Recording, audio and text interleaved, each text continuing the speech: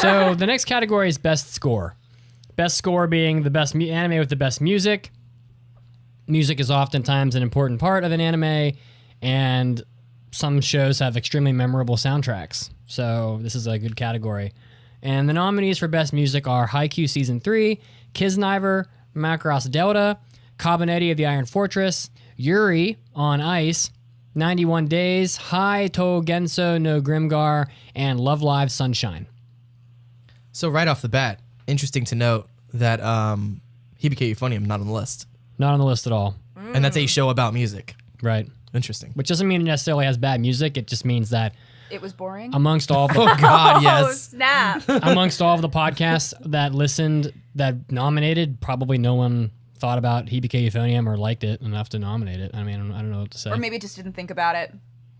Anyway, so the winner of the category was Yuri on Ice. Yeah.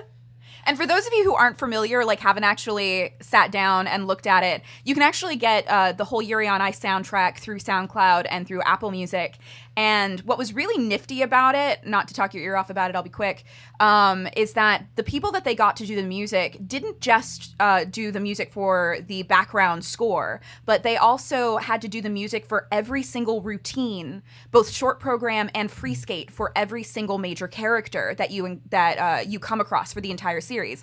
So you're getting these different types of musics performed by a variety of different musicians that they actually had to bring in, some from other countries, some from America. They had, there was a violin group that they brought in for one particular song, for Eros, actually.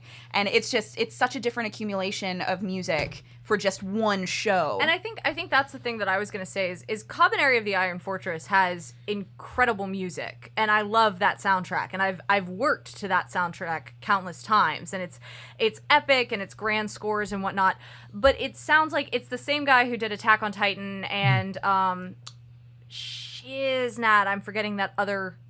It was a mech show, and I don't All know. Noah Zero? All Noah Zero. Yes, Oh. Same guy who did those shows, and it sounds like him.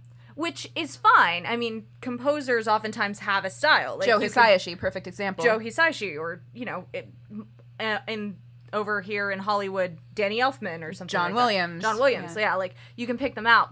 So there's nothing. I'm not knocking that, but it was good music. But it was good music where he was like, "All right, I'm just gonna pull out my bag of tricks and do it again."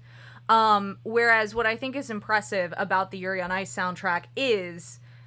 It is that diversity that Kimiko was talking about, that the fact that there are so many different types of music, from mock musical scores to pop songs to arias and whatnot. It had to give off the impression that every character picked two songs from not random to themselves, but from any number of styles of music that And they within wanted that to perform. world. But it Yeah. was written or produced or performed by this group of people working on the Yuri on Ice soundtrack. Yeah. So it makes you feel as though all of these songs could possibly exist outside of that realm as musicals or as pieces of jazz or as arias. Hey, Kimiko, I have a confession. Yes.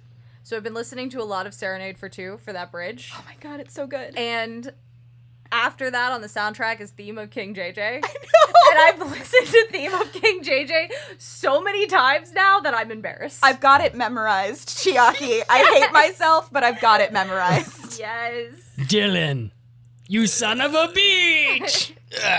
What's the matter? CIA got you pushing too many pencils. too many pencils.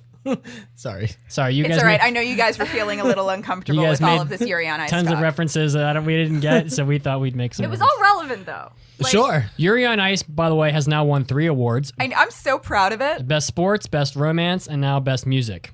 And for what it's worth, I know that the score wasn't probably the thing that everybody was most excited about, because it got Abstain got 20% of the votes. Yeah. Came in strong. Almost won that category. But it's also nominated for our next category, Worst of 2016. What, Yes. abstain is? Yuri on kidding. Ice was? No, it's Oh. not. I'm just kidding. Like, don't hurt my heart like that, Mitsuki.